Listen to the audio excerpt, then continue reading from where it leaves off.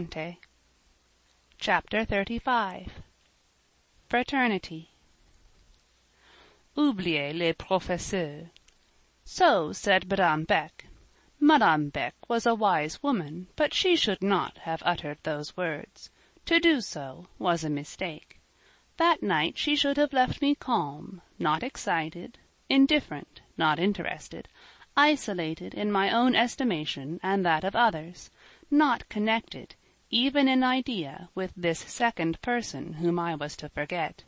Forget him? Ah, they took a sage plan to make me forget him, the wise heads. They showed me how good he was.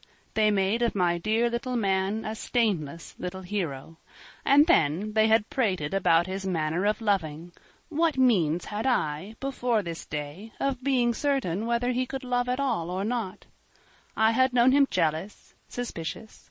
I had seen about him certain tendernesses, fitfulnesses, a softness which came like a warm air, and a ruth which passed like early dew, dried in the heat of his irritabilities. This was all I had seen. And they, Père Silas and Modeste Maria Beck, that these two wrought in concert I could not doubt, opened up the adytum of his heart, showed me one grand love, the child of this southern nature's youth, born so strong and perfect that it had laughed at death himself, despised his mean rape of matter, clung to immortal spirit, and in victory and faith had watched beside a tomb 20 years. This had been done, not idly. This was not a mere hollow indulgence of sentiment. He had proved his fidelity by the consecration of his best energies to an unselfish purpose, and attested it by limitless personal sacrifices. For those once dear to her he prized. He had laid down vengeance, and taken up a cross. Now, as for Justine Marie, I knew what she was as well as if I had seen her.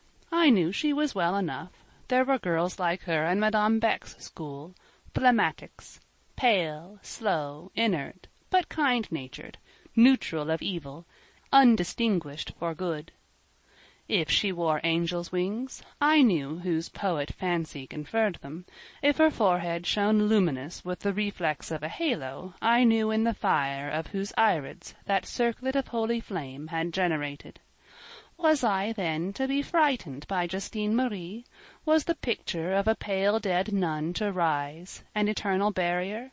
And what of the charities which absorbed his worldly goods? What of his heart sworn to virginity?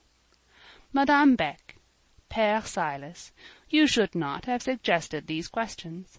They were at once the deepest puzzle, the strongest obstruction, and the keenest stimulus I had ever felt. For a week of nights and days I fell asleep, I dreamt, and I woke upon these two questions. In the whole world there was no answer to them, except where one dark little man stood, sat, walked, lectured, under the headpiece of a bandit bonnet grec, and within the girth of a sorry paletot, much be-inked, and no little adust. After that visit to the Rue des Mages, I did want to see him again. I felt as if, knowing what I now knew, his countenance would offer a page more lucid, more interesting than ever.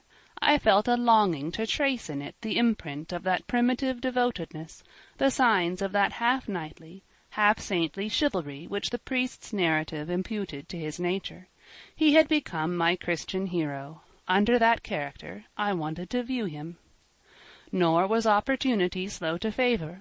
My new impressions underwent her test the next day. Yes, I was granted an interview with my Christian hero, an interview not very heroic, or sentimental, or biblical, but lively enough in its way. About 3 o'clock of the afternoon, the peace of the first class, safely established, as it seemed, under the serene sway of Madame Beck, who, in propria persona, was giving one of her orderly and useful lessons, this peace, I say, suffered a sudden fracture by the wild inburst of a paletot. Nobody at the moment was quieter than myself, eased of responsibility by Madame Beck's presence, soothed by her uniform tones, pleased and edified with her clear exposition of the subject in hand, for she taught well. I sat bent over my desk, drawing, that is, copying an elaborate line engraving, tediously working up my copy to the finish of the original, for that was my practical notion of art, and, strange to say, I took extreme pleasure in the labor, and could even produce curiously finical Chinese facsimiles of steel or mezzotint plates, things about as valuable as so many achievements in worsted work, but I thought pretty well of them in those days. What was the matter? My drawing, my pencils, my precious copy, gathered into one crushed-up handful, perished from before my sight. I myself appeared to be shaken or emptied out of my chair, as a solitary and withered nutmeg might be emptied out of a spice-box by an excited cook. That chair and my desk, seized by the wild paletôt, one under each sleeve, were borne afar in a second. I followed the furniture. In 2 minutes they and I were fixed in the centre of the grande salle, a vast adjoining room, seldom used save for dancing and choral singing lessons, fixed with an emphasis which seemed to prohibit the remotest hope of our ever being permitted to stir thence again. Having partially collected my scared wits, I found myself in the presence of 2 men, gentlemen, I suppose I should say, one dark, the other light, one having a stiff, half-military air, and wearing a braided surtout, the other partaking, in garb and bearing, more of the careless aspect of the student or artist class, both flourishing in full magnificence of moustaches, whiskers, and imperial. Monsieur Emmanuel stood a little apart from these. His countenance and eyes expressed strong choler. He held forth his hand with his tribune gesture. "Mademoiselle," said he, "your business is to prove to these gentlemen that I am no liar. You will answer, to the best of your ability, such questions as they shall put. You will also write on such theme as they shall select. In their eyes, it appears, I hold the position of an unprincipled impostor.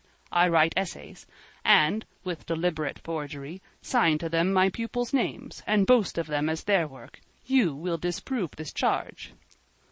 Grand ciel! Here was the show trial, so long evaded, come on me like a thunderclap. These 2 fine, braided, mustachioed, sneering personages were none other than dandy professors of the college, Messieurs Boissec and Rochemort, a pair of cold-blooded fops and pedants, skeptics and scoffers. It seems that Monsieur Paul had been rashly exhibiting something I had written, something he had never once praised or even mentioned in my hearing, and which I deemed forgotten. The essay was not remarkable at all. It only seemed remarkable compared with the average productions of foreign schoolgirls. In an English establishment it would have passed scarce noticed. Messieurs Boissec and Rochemort had thought proper to question its genuineness, and insinuate a cheat. I was now to bear my testimony to the truth, and to be put to the torture of their examination. A memorable scene ensued. They began with classics, a dead blank. They went on to French history. I hardly knew Mérovée from Pharamond. They tried me in various ologies, and still got only a shake of the head, and an unchanging je n'en sais rien. After an expressive pause, they proceeded to matters of general information, broaching 1 or 2 subjects which I knew pretty well, and on which I had often reflected. Monsieur Emmanuel, who had hitherto stood looking on, dark as the winter solstice, brightened up somewhat. He thought I should now show myself at least no fool. He learned his error. Though answers to the questions surged up fast, my mind filling like a rising well, ideas were there, but not words. I either could not, or would not speak, I am not sure which. Partly, I think, my nerves had got wrong, and partly my humour was crossed. I heard one of my examiners, he of the braided surtout, whisper to his co-professor, "Est-elle donc idiote?" Yes, I thought, an idiot she is, and always will be, for such as you. But I suffered cruelly. I saw the damps gather on Monsieur Paul's brow, and his eye spoke a passionate yet sad reproach. He would not believe in my total lack of popular cleverness. He thought I could be prompt, if I would. At last, to relieve him, the professors, and myself, I stammered out, Gentlemen, you had better let me go. You will get no good of me. As you say, I am an idiot." I wish I could have spoken with calm and dignity, or I wish my sense had sufficed to make me hold my tongue. That traitor tongue tripped, faltered. Beholding the judges cast on Monsieur Emmanuel a hard look of triumph, and hearing the distressed tremor of my own voice, out I burst in a fit of choking tears. The emotion was far more of anger than grief. Had I been a man and strong, I could have challenged that pair on the spot, but it was emotion, and I would rather have been scourged than betray it. The incapables! Could they not see at once the crude hand of a novice in that composition they called a forgery? The subject was classical. When Monsieur Paul dictated the trait on which the essay was to turn, I heard it for the first time. The matter was new to me, and I had no material for its treatment. But I got books, read up the facts, laboriously constructed a skeleton out of the dry bones of the real, and then clothed them, and tried to breathe into them life, and in this last aim I had pleasure. With me it was a difficult and anxious time till my facts were found, selected, and properly jointed. Nor could I rest from research and effort till I was satisfied of correct anatomy. The strength of my inward repugnance to the idea of flaw or falsity sometimes enabled me to shun egregious blunders, but the knowledge was not there in my head, ready and mellow. It had not been sown in spring, grown in summer, harvested in autumn, and garnered through winter. Whatever I wanted I must go out and gather fresh, glean of wild herbs my lapful, and shred them green into the pot. Messieurs Boissec and Rochemort did not perceive this. They mistook my work for the work of a ripe scholar. They would not yet let me go. I must sit down and write before them. As I dipped my pen in the ink with a shaking hand, and surveyed the white paper with eyes half blinded and overflowing, one of my judges began mincingly to apologize for the pain he caused. Nous agissons dans l'intérêt de la vérité. Nous ne voulons pas vous blesser, said he. Scorn gave me nerve. I only answered, Dictate, monsieur. Rochemort named the theme, Human Justice. Human justice? What was I to make of it? Blank, cold abstraction, unsuggestive to me of one inspiring idea, and there stood Monsieur Emmanuel, sad as Saul, and stern as Joab, and there triumphed his accusers. At these two I looked. I was gathering my courage to tell them that I would neither write nor speak another word for their satisfaction, that their theme did not suit, nor their presence inspire me, and that, notwithstanding, whoever threw the shadow of a doubt on Monsieur Emmanuel's honour outraged that truth of which they had announced themselves the champions. I meant to utter all this, I say, when suddenly a light darted on memory. Those two faces, looking out of the forest of long hair, moustache, and whisker, those two cold yet bold, trustless yet presumptuous visages, were the same faces, the very same that, projected in full gaslight from behind the pillars of a portico, had half frightened me to death on the night of my desolate arrival in Villette. These, I felt morally certain, were the very heroes who had driven a friendless foreigner beyond her reckoning and her strength, chased her breathless over a whole quarter of the town. Pious mentors, thought I, pure guides for youth, if human justice were what she ought to be, you two would scarce hold your present post, or enjoy your present credit. An idea once seized, I fell to work. Human justice rushed before me in novel guise, a red, random beldame with arms akimbo. I saw her in her house, the den of confusion. Servants called to her for orders or help which she did not give. Beggars stood at her door waiting and starving unnoticed. A swarm of children, sick and quarrelsome, crawled round her feet, and yelled in her ears appeals for notice, sympathy, cure, redress. The honest woman cared for none of these things. She had a warm seat of her own by the fire, she had her own solace in a short black pipe, and a bottle of Mrs. Sweeney's soothing syrup. She smoked and she sipped, and she enjoyed her paradise, and whenever a cry of the suffering souls about her pierced her ears too keenly, my jolly dame seized the poker or the hearth-brush. If the offender was weak, wronged, and sickly, she effectually settled him.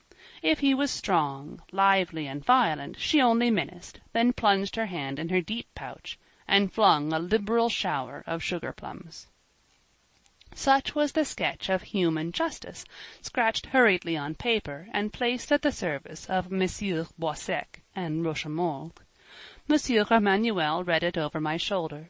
Waiting no comment, I curtsied to the trio, and withdrew. After school that day, Monsieur Paul and I again met.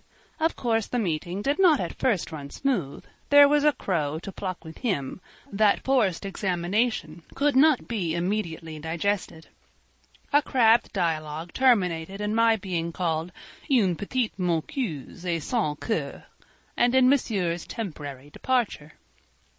Not wishing him to go quite away, only desiring he should feel that such a transport as he had that day given way to could not be indulged with perfect impunity, I was not sorry to see him, soon after, gardening in the berceau. He approached the glass door. I drew near also. We spoke of some flowers growing round it.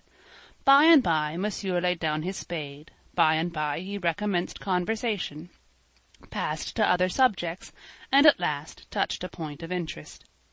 Conscious that his proceeding of that day was specially open to the charge of extravagance, Monsieur Paul half apologized. He half regretted, too, the fitfulness of his moods at all times, yet he hinted that some allowance ought to be made for him. "But," said he, "I can hardly expect it at your hands, Miss Lucy. You know neither me, nor my position, nor my history." His history. I took up the word at once. I pursued the idea. "Non, monsieur," I rejoined. "Of course, as you say, I know neither your history, nor your position, nor your sacrifices, nor any of your sorrows, or trials, or affections, or fidelities. Oh, no, I know nothing about you. You are for me altogether a stranger." "Hein?" he murmured, arching his brows in surprise. "You know, monsieur, I only see you in class, stern, dogmatic, hasty, imperious. I only hear of you in town as active and wilful, quick to originate, hasty to lead, but slow to persuade, and hard to bend. A man like you, without ties, can have no attachments, without dependents, no duties. All we with whom you come in contact are machines, which you thrust here and there, inconsiderate of their feelings. You seek your recreations in public, by the light of the evening chandelier. This school and yonder college are your workshops, where you fabricate the ware called pupils. I don't so much as know where you live. It is natural to take it for granted that you have no home, and need none." "I am judged," said he. "Your opinion of me is just what I thought it was. For you I am neither a man nor a Christian. You see me void of affection and religion, unattached by friend or family, unpiloted by principle or faith. It is well, mamselle. Such is our reward in this life." "You are a philosopher, monsieur, a cynic philosopher." And I looked at his paletot, of which he straightway brushed the dim sleeve with his hand. "Despising the foibles of humanity, above its luxuries, independent of its comforts." "Et vous, mamselle, vous êtes proprette et douillette, et affreusement insensible, par-dessus le marché."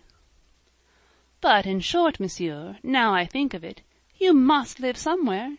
Do tell me where, and what establishment of servants do you keep?" With a fearful projection of the underlip, implying an impetus of scorn the most decided, he broke out, "Je vis dans un trou. I inhabit a den, miss, a cavern where you would not put your dainty nose. Once, with base shame of speaking the whole truth, I talked about my study in that college. Know now that this study is my whole abode. My chamber is there, and my drawing-room. As for my establishment of servants," mimicking my voice, "they number 10. Les voilà." And he grimly spread, close under my eyes, his 10 fingers. "I black my boots," pursued he savagely. "I brush my paletot." "No, monsieur, it is too plain. You never do that," was my parenthesis. "Je fais mon lit et mon ménage. I seek my dinner in a restaurant, my supper takes care of itself.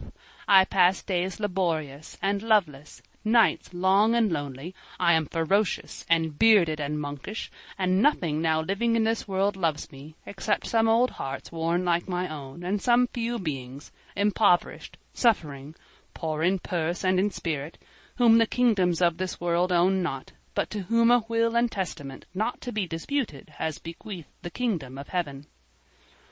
"Ah, monsieur, but I know." "What do you know?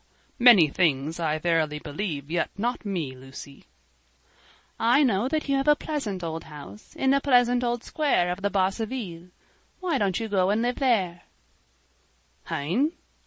muttered he again. "I liked it much, monsieur, with the steps ascending to the door, the grey flags in front, the nodding trees behind, real trees, not shrubs, trees dark, high, and of old growth, and the boudoir oratoire. You should make that room your study. It is so quiet and solemn." He eyed me closely. He half smiled, half colored. "Where did you pick up all that? Who told you?" he asked. "Nobody told me. Did I dream it, monsieur, do you think?" "Can I enter into your visions? Can I guess a woman's waking thoughts, much less her sleeping fantasies?" "If I dreamt it, I saw in my dream human beings as well as a house. I saw a priest, old, bent, and grey, and a domestic, old too and picturesque, and a lady splendid but strange. Her head would scarce reach to my elbow. Her magnificence might ransom a duke. She wore a gown bright as lapis lazuli, a shawl worth 1,000 francs. She was decked with ornaments so brilliant, I never saw any with such a beautiful sparkle, but her figure looked as if it had been broken in two and bent double. She seemed also to have outlived the common years of humanity, and to have attained those which are only labor and sorrow.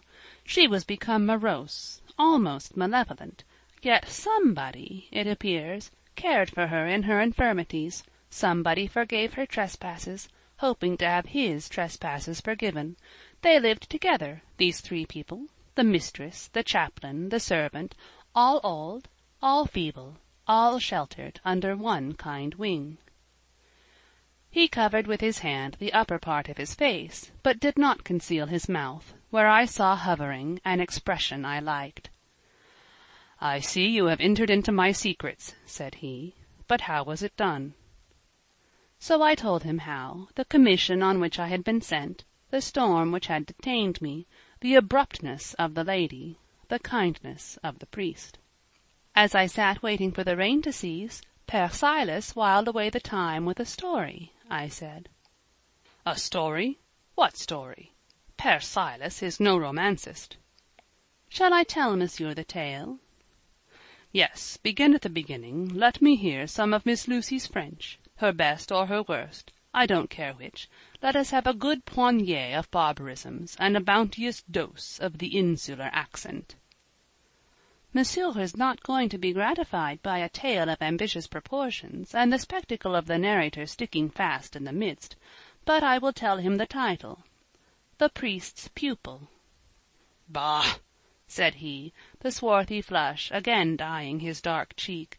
"The good old father could not have chosen a worse subject. It is his weak point. But what of the priest's pupil?" "Oh, many things." "You may as well define what things. I mean to know." "There was the pupil's youth, the pupil's manhood, his avarice, his ingratitude, his implacability, his inconstancy. Such a bad pupil, monsieur, so thankless, cold-hearted, unchivalrous, unforgiving." "Et puis?" said he, taking a cigar. "Et puis," I pursued, "he underwent calamities which one did not pity, bore them in a spirit one did not admire, endured wrongs for which one felt no sympathy, finally took the unchristian revenge of heaping coals of fire on his adversary's head." "You have not told me all," said he. "Nearly all, I think. I have indicated the heads of Père Silas's chapters." "You have forgotten one, that which touched on the pupil's lack of affection, on his hard, cold, monkish heart. True, I remember now, Père Silas did say that his vocation was almost that of a priest, that his life was considered consecrated. By what bonds or duties? By the ties of the past and the charities of the present. You have, then, the whole situation. I have now told Monsieur all that was told me. Some meditative minutes passed. Now, Mademoiselle Lucy, look at me, and with that truth which I believe you never knowingly violate, answer me one question.